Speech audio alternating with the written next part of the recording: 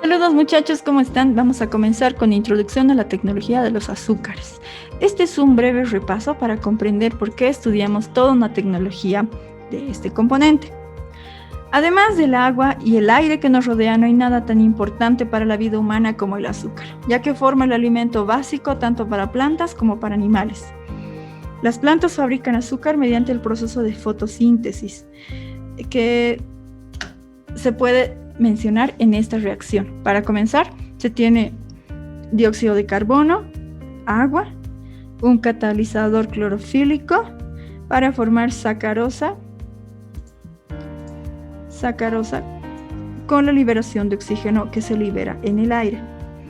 La estructura de la sacarosa es un disacárido formado por alfa-glucosa y beta-fructuosa. Su nombre químico es alfa-dextroglucopiranosil 1,2-beta-dextrofructofuranósido y su fórmula química es carbono 12, hidrógeno 22, oxígeno 11. Mucho más sencillo decir, simplemente sacarosa, ¿no? Este disacárido se llama disacárido porque tiene dos monosacáridos, que es el componente glucosídico y el componente de fructuosa. Estos dos se disocian en la hidrólisis.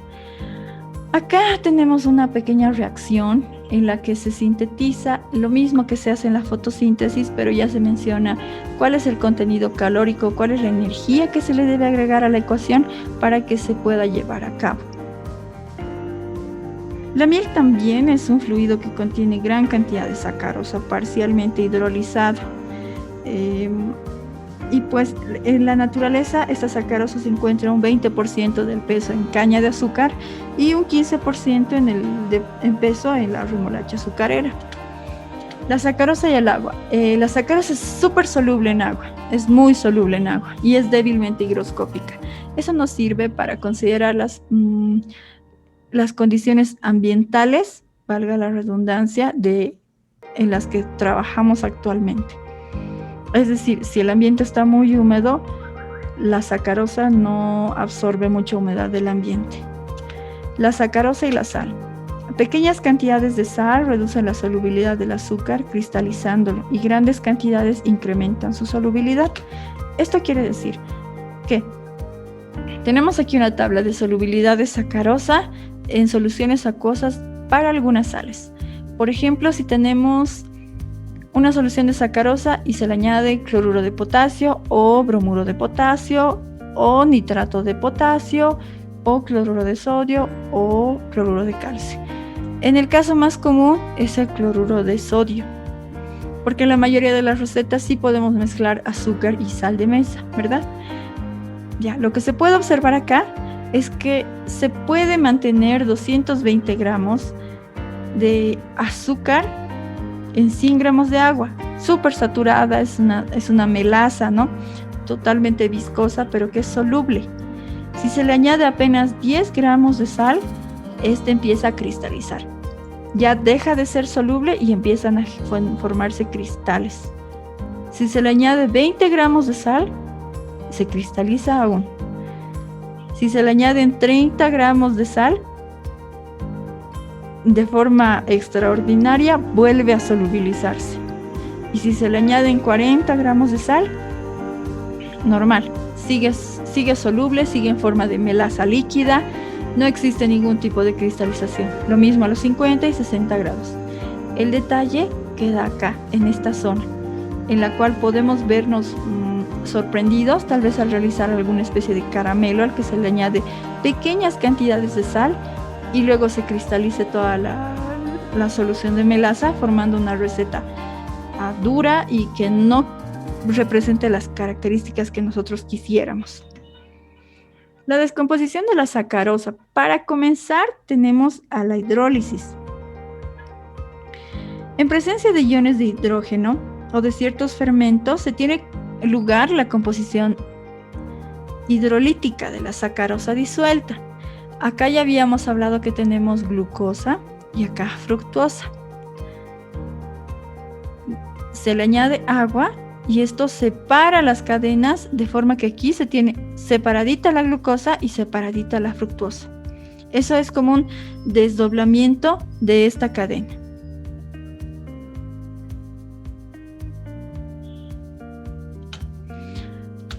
segunda es la descomposición alcalina.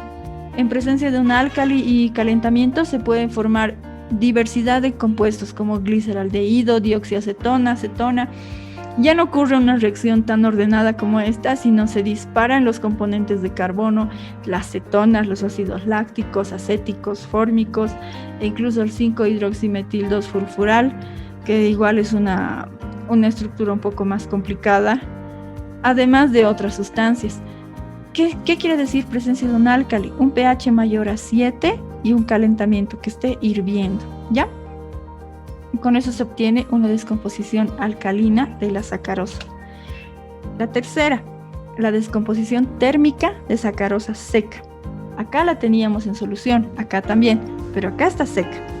A temperaturas por debajo del punto de fusión, la descomposición de sacarosa es lenta, pero cuando la sacarosa fundida se calienta más y se produce una rápida descomposición.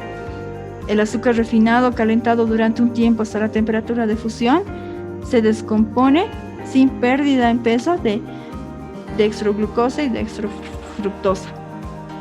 Acá podemos observar cómo se va generando esta especie de caramelo. Para comenzar es de un color clarito, ¿no? Luego se va haciendo cada vez más amarillo, hasta llegar a un pardo oscuro, un marrón, que sí es soluble en agua, pero que de alguna forma no es totalmente dulce. Y lo bueno en conservación es que tampoco es fermentable.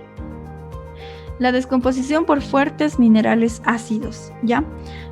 El ácido sulfúrico, el clorhídrico, el fosfórico tienen un efecto deshidratante en la sacarosa y genera ácidos húmicos, que son unos ácidos que generan vapores y se forma carbón de azúcar y sustancias volátiles, como el ácido fórmico que habíamos mencionado acá. Dióxido de carbono además se forma y se desarrollan productos reductores de la aplicación del ácido, dióxido de azufre, y en condiciones suaves, en concentraciones de ácido más ligeras, así ácido diluido, el ácido clorhídrico alcohólico, ya, ácido clorhídrico más alcohol, se generan ácido lebulínico y se obtienen un alto rendimiento de disociación, de hidrólisis de esta sacarosa. La quinta es la oxidación. En la combustión de sacarosa se forman dióxido de carbono y agua. Si se la hace en presencia de permanganato de potasio en una solución neutra, es decir, un pH 7 o menor, ligeramente ácida, se obtienen ácido fórmico, acético, como habíamos mencionado acá, ácido oxálico, y en solución alcalina, es decir, un pH mayor a 7, se cambia a dióxido de carbono y ácido oxálico. Los productos de reacción observados son también oxígeno, hidrógeno, dióxido de carbono y otros ácidos y aldehídos. Cuando la oxidación con ácido nítrico, acá se le añade ácido nítrico, es catalizado por vanadato de amonio, que es un catalizador usual, el ácido oxálico se produce en 70% de la cantidad teórica. Sin embargo, es posible detener esta oxidación antes de que la etapa sea alcanzada y se obtiene ácido tartárico en lugar de ácido oxálico. Esos son más detalles de descomposiciones no deseadas. Si en un momento estamos haciendo un caramelo y se nos ocurre añadirle alguna especie de ácido, se van a generar vapores, se van a generar cetonas, ácidos distintos a los azúcares. Entonces va a cambiar totalmente su sabor. Es de esa forma que estamos observando cómo la sacarosa va cambiando respecto al medio.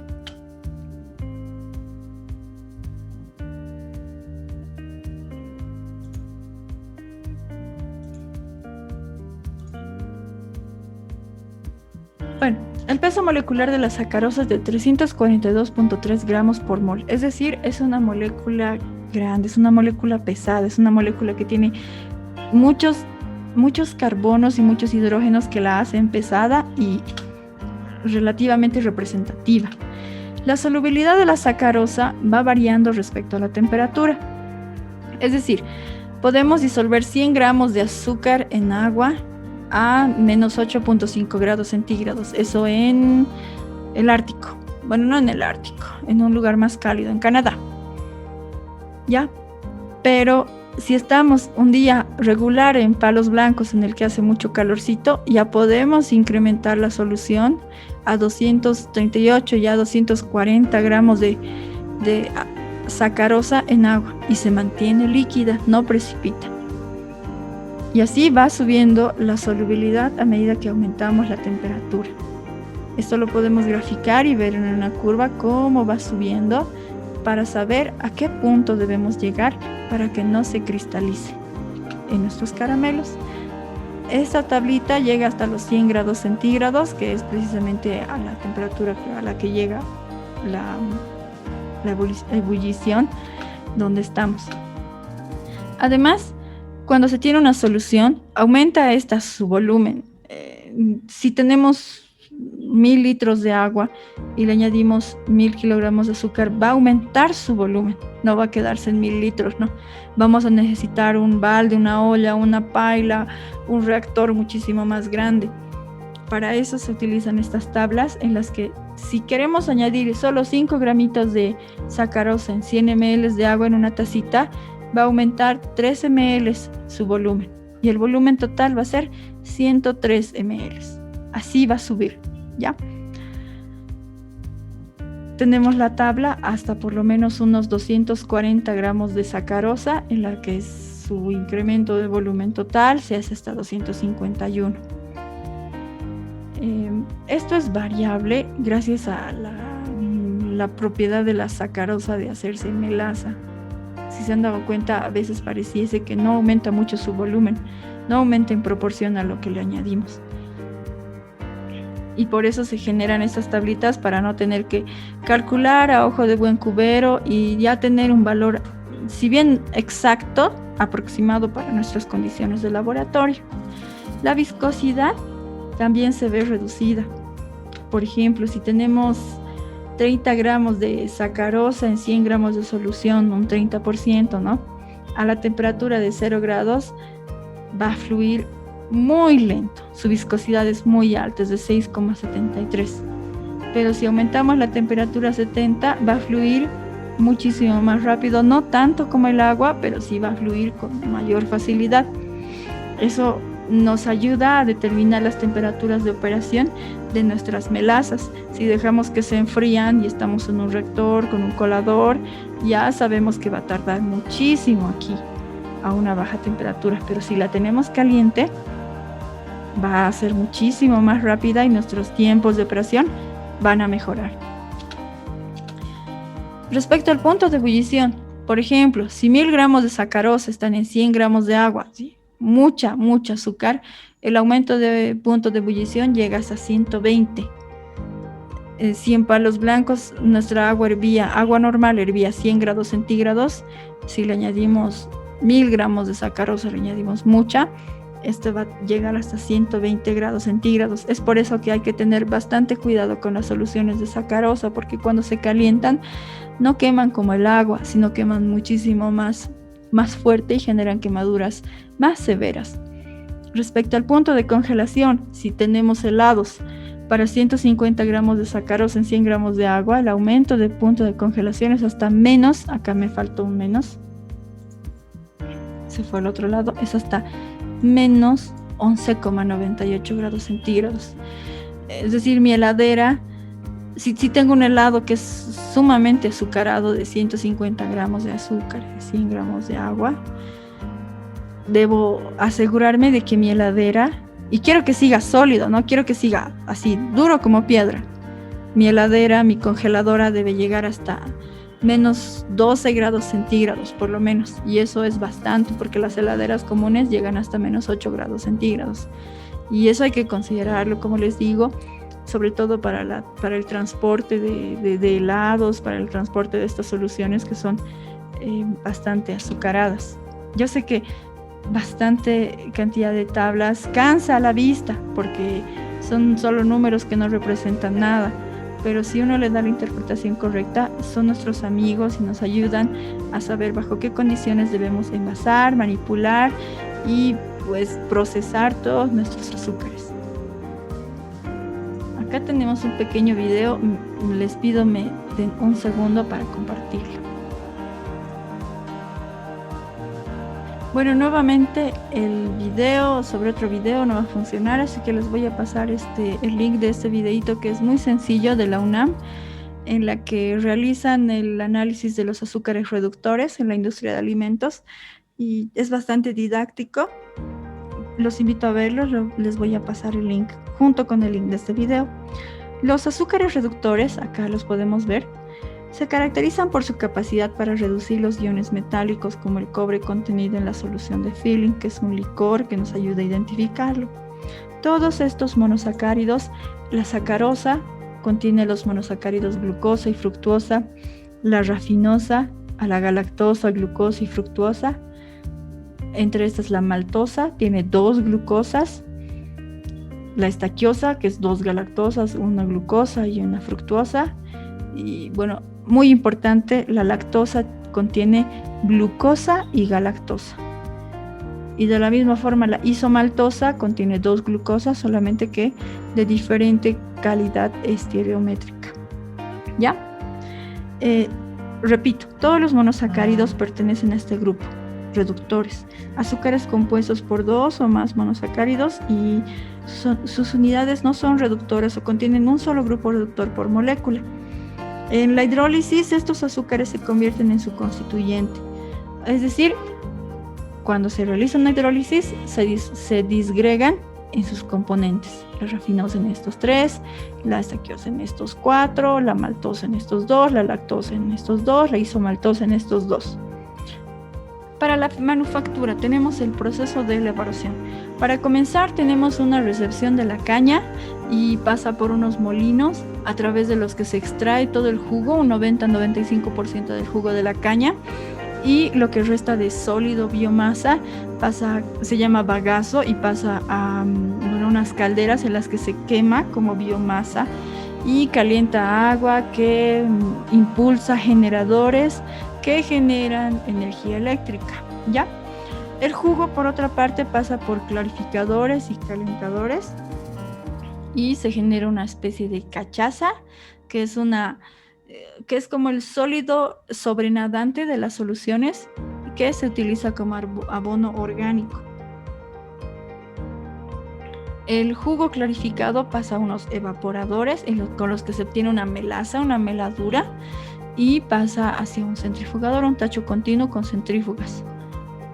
En esto se procura retirar la cantidad de sólidos de la cantidad de líquido.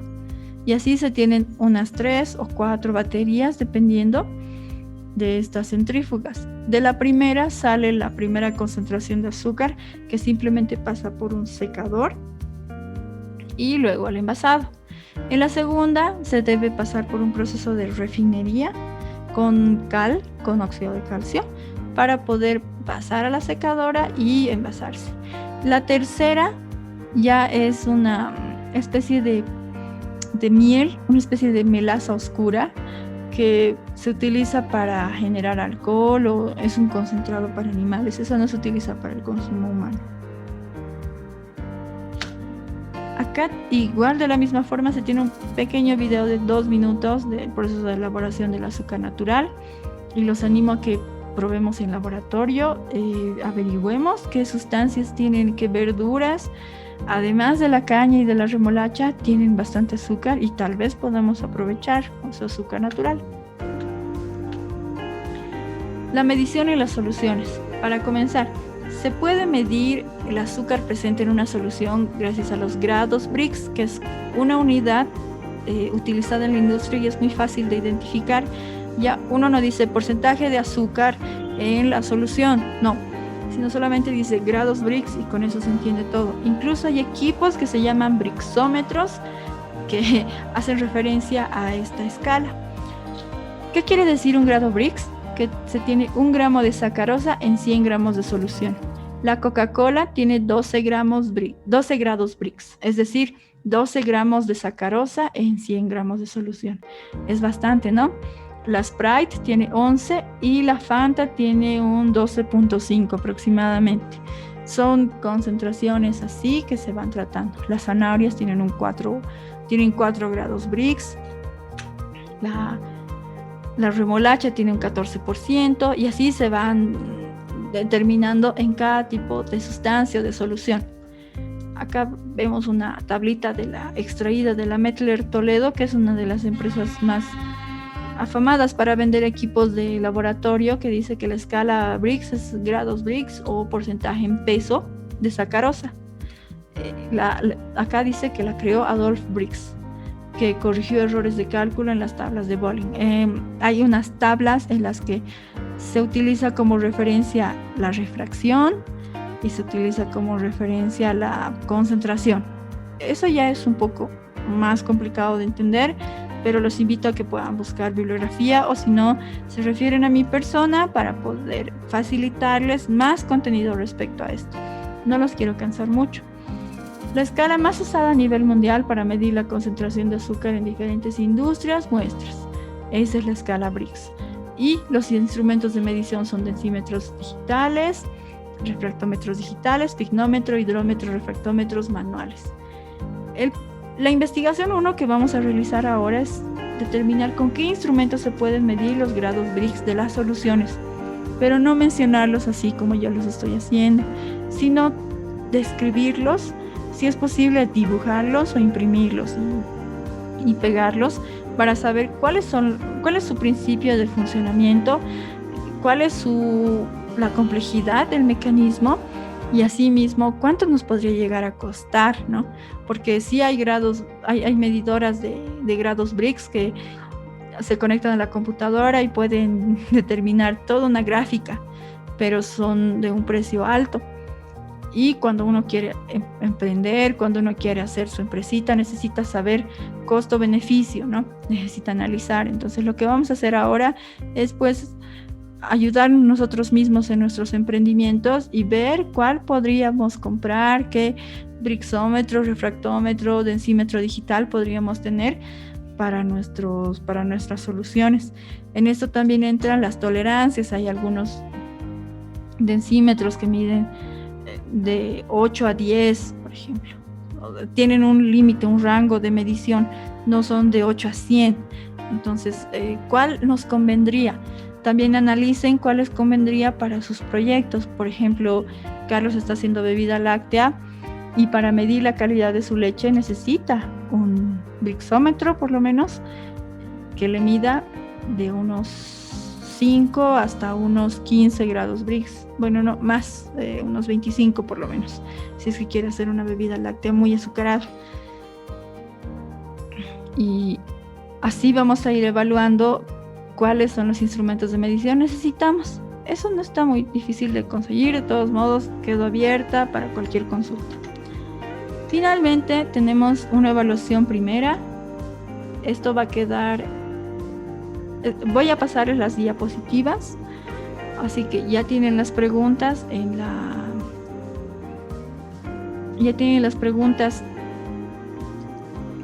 bueno, no plataforma, porque ahorita no estamos con Classroom, pero sí se los voy a pasar todo el grupo de WhatsApp.